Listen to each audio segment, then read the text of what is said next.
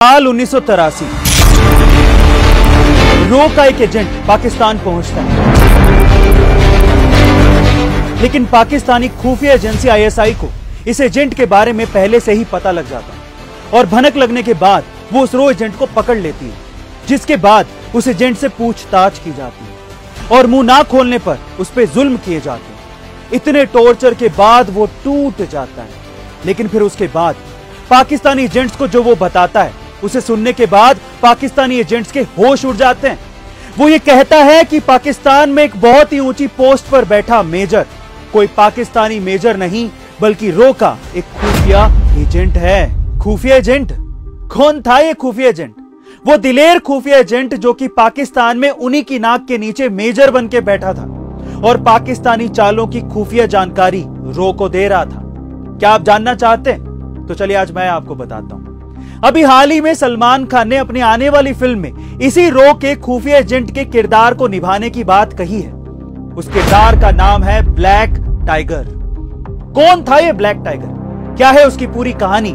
आज इस वीडियो में जानेंगे, लेकिन उससे पहले मैं आपसे कुछ कहना चाहता हूं। हमारे हिंदुस्तान की विडंबना यही है कि बड़े पर्दे पर हीरोगिरी दिखाने वाले इन एक्टर्स को हम लोग रियल हीरो मान लेते हैं, और जब ये रील के हीरो किसी रियल हीरो का किरदार निभाते हैं तब हम कहीं जाकर इन रियल हीरोज की इज्जत करना शुरू करते हैं। लेकिन हमारी कोशिश यही रहेगी कि आज के बाद से ऐसा ना हो, ताकि आने वाली पीढ़ी फिल्मों में काम करने वाले इन एक्टर्स को सिर्फ एक्टर्स कहे और देश के लिए जान न्योछावर करने वाले हीरोज को हीरो।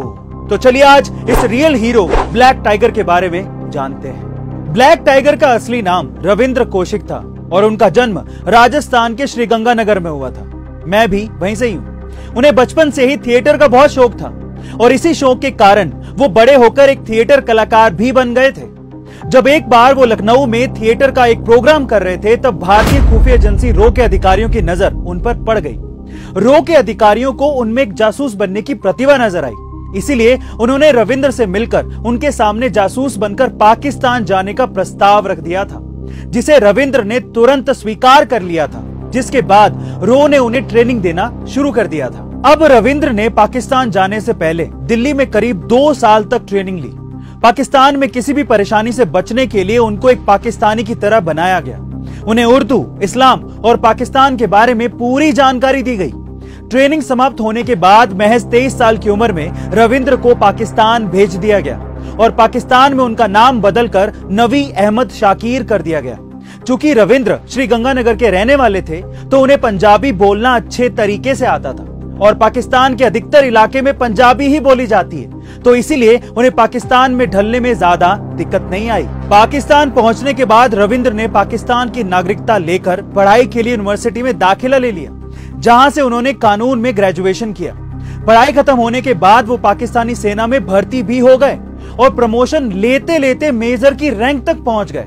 इसी बीच उन्होंने वहां पर एक आर्मी अफसर की लड़की अमानत से शादी भी कर ली।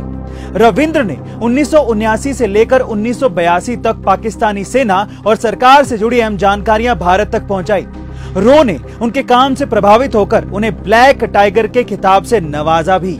जहां एक ओर उनके लिए सब कुछ अच्छा चल रहा था, वहीं दूसरी ओर एक बुरा वक्त उनका इंतजार कर रहा था, और वो था 1983 का साल, जो ब्लैक टाइगर के लिए मनहूस साबित हुआ।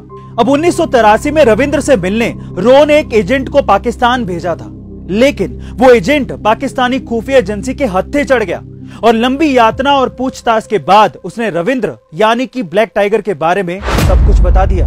अब पकड़े जाने के डर से रविंद्र ने भागने की कोशिश की, लेकिन रो उनकी वापसी में कोई मदद नहीं कर पाई, क्योंकि पाकिस्तानी खुफिया एजेंसी आईएसआई रो के इस प्लान के बारे में सब कुछ जान चुकी थी। रविंद्र को गिरफ्तार कर सियालकोट की जेल में डाल दिया गया। पूछताछ में लालच और फिर उसके बाद यात्रा तक देने के बाद भी रविंद्र ने भारत की कोई भी जानकारी देने से मना कर दिया। साल 1985 में उन्हें मौत की सजा सुनाई गई, जिसे बाद में उम्र कैद में बदल दिया गया। मियां वाली जेल में 16 साल कैद काटने के बाद 2001 में उनकी मौत हो गई और भारत सरकार ने रविंद्र से जुड़े सभी रिकॉर्ड्स नष्ट कर दिए। दोस्तों, जासूसी पेशे के साथ दर्द ही ऐसा है, जहां एक तरफ हर वक्त उनके गर्दन पर मौत की तलवार लटकती रहती है, वहीं दूसरी तरफ बदकिस्मती से अगर वो देश की सेवा करते हुए दुश्मन देश में पकड़ा जाए तो उसके देश की अपनी ये मजबूरी होती है कि ना तो वो उसकी मदद कर सकता है और ना ही उसे स्वीकार कर सकता है। और अंत में जब उसकी दुश्मन देश में मौत हो जाती है तो उसको अपने वतन की मिट्टी तक नसीब नहीं होती। लेकिन इन्हीं शहीदों की गुमनाम शहादत देश को बचाए हुए है और इन्हीं शहीदों के दम पर आज हम खुली हवा में सांस ले पा रहे हैं। पर ये गुमनाम बलिदानी भी ये जानते हैं कि देश के लिए कुर्बानी देनी कितनी जरूरी है, क्योंकि ये देश है तो हम हैं। अब आप सलमान खान की इस आने वाली फिल्म को देखते हुए ये जरूर सोचेगा कि कौन है असली ब्लैक टाइगर। और जब आप सलमान खान से ऊपर उठकर उस जाबाज रविंद्र के बारे में सोचने लगेंगे तो हम ये सोच लेंगे कि हमारी मुहिम कामयाब हुई। तो अब ये जरूर याद रखिएगा कि ब्लैक टाइगर कोई सलमान खान की आने वाली फिल्म नहीं है, बल्कि रविंद्र कौशिक के बलिदान का वीर चक्र है।